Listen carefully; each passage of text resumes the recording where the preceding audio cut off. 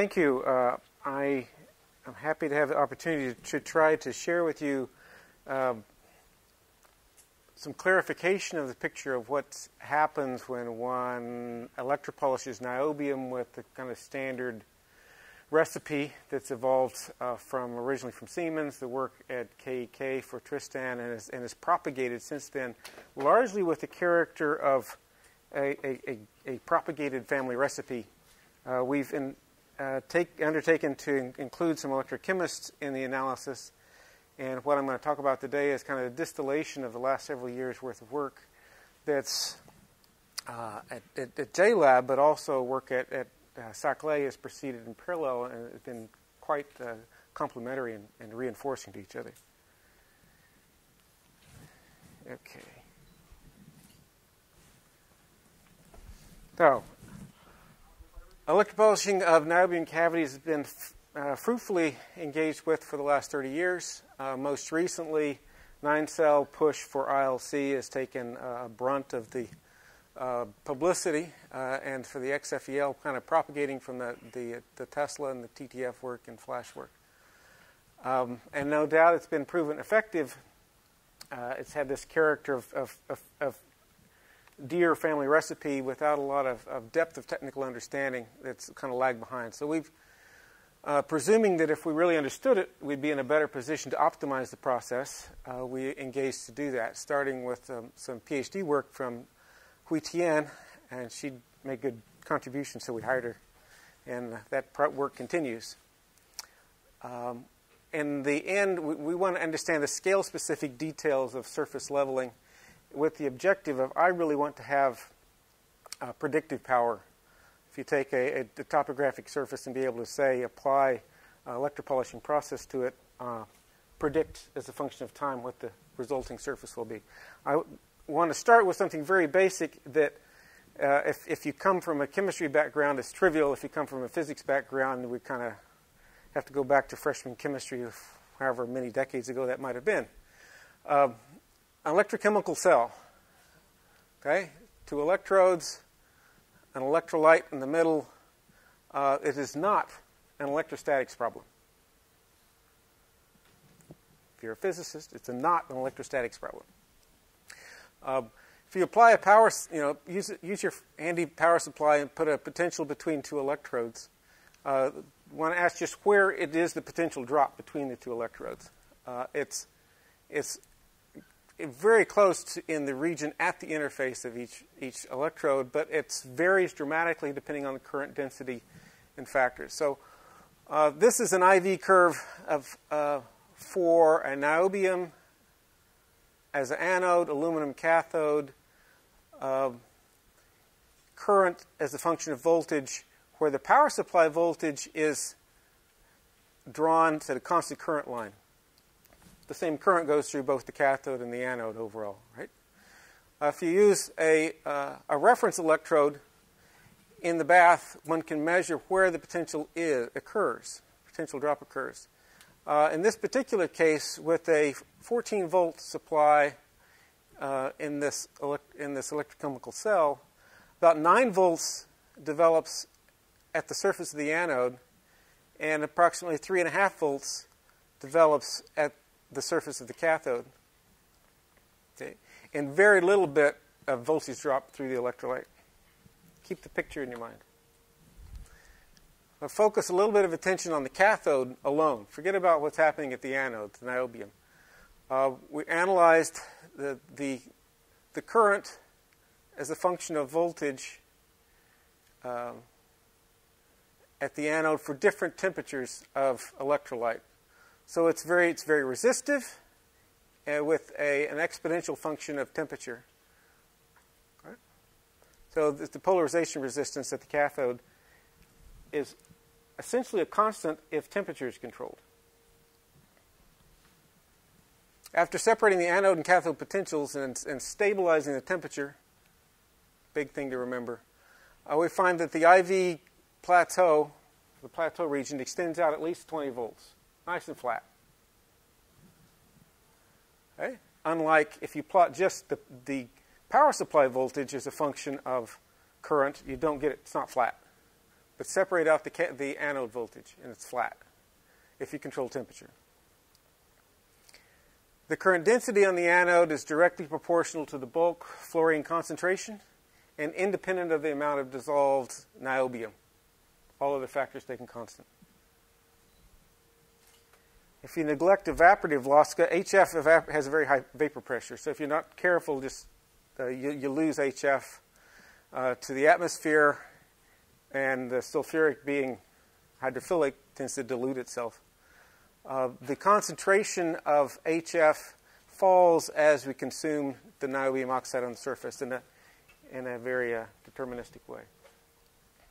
Now, 4 years ago in this room, I first heard mentioned electrochemical impedance spectroscopy. And I was quite intrigued. So we went away and did some homework and talked to our electrochemist and said, oh, this is a standard characterization technique. And we didn't know a priori, but it turns out that the anode surface on an niobium electropolishing process can be modeled very, very reasonably, especially at low temperatures, by a series resistance to the electrolyte and then a parallel resistance capacitance and what's termed a Warburg resistance, which is a diffusion factor. Okay? So briefly, electrochemical impedance spectroscopy, add a little bit of AC, a variable frequency on top of your otherwise DC plateau condition, and measure via a Nyquist plot. And as you vary the frequency from DC to infinity, it maps out this RC resonance, and from which one can determine the polarization potential, polarization resistance. Okay, that is more than... That's a repeat. Yeah. Okay, for niobium, here's an example at 5C. 5C is a function of voltage. This is the plateau going out. It would continue on out to 20 volts. If you take this impedance spectroscopy measurement at each of these polarizations, it maps out these curves from which you can really characterize what the dynamics of the interface are. Okay, here's the distillation of this analysis. If there were no HF present in the sulfuric acid, we're basically just anodizing the niobium. So, and the sulfuric acid will anodize the niobium, build up an Mb2O5 layer. With the HF present, the fluorine dissolves the pentoxide, so you have a competing process, which results in material removal. That's what's desired. Now, in the plateau, above a certain anodization potential, the reaction rate plateaus. So you turn up the voltage, turn up the potential, you get no more current.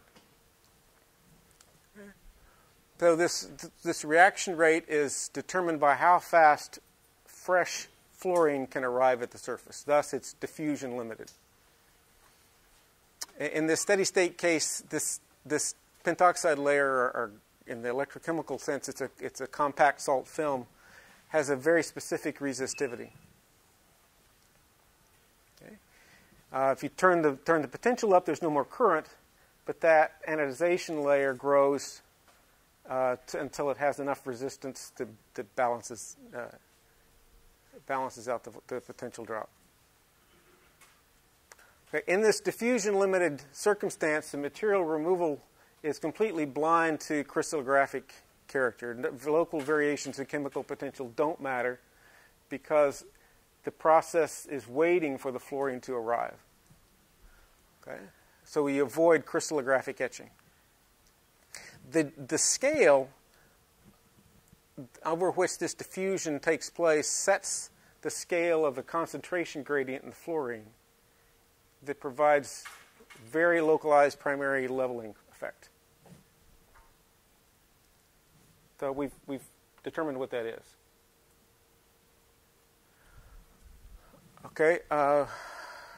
we had to measure the viscosity of the fluid experimentally, and then determine the diffusion constant that, as I mentioned, allows us to identify the scale of leveling. We also were surprised, and I'll show you the curve in a minute, that there's a parallel etching process that's present at higher temperatures that works against having the smoothest surface with efficient material removal.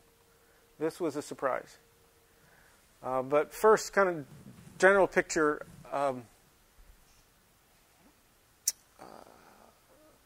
Current flow can be a combination of a diffusion term, a migration term, and a convection term.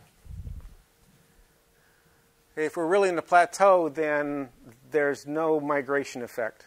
You add a little potential, it doesn't make the reaction process go any faster. And in the limit of a static flow, diffusion brings no more fresh material to the surface, so it's a purely diffusion effort. But we want to get a handle on what this diffusion is, and our electrochemist friend said, well, there's a standard technique in the repertoire for how one deals with this. You deliberately manage the convection in a very deliberate and controlled way to see how this changes, and that gives you information about the diffusion.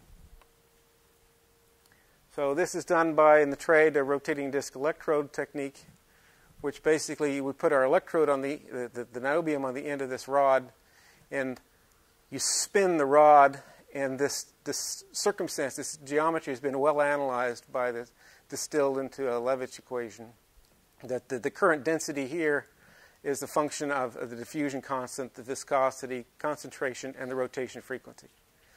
So that the slope of the current density is the function of, versus the square root of the rotation rate, gives you information about diffusion.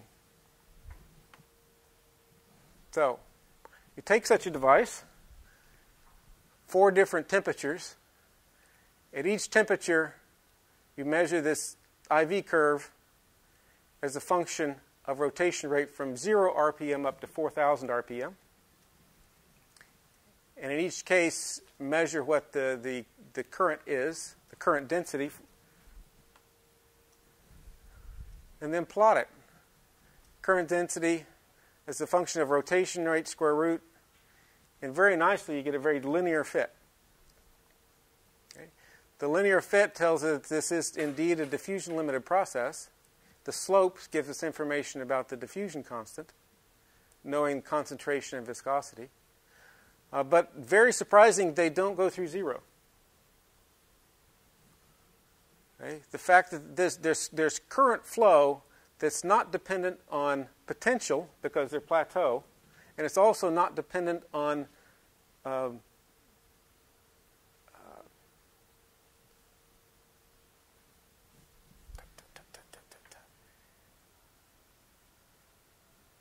depending on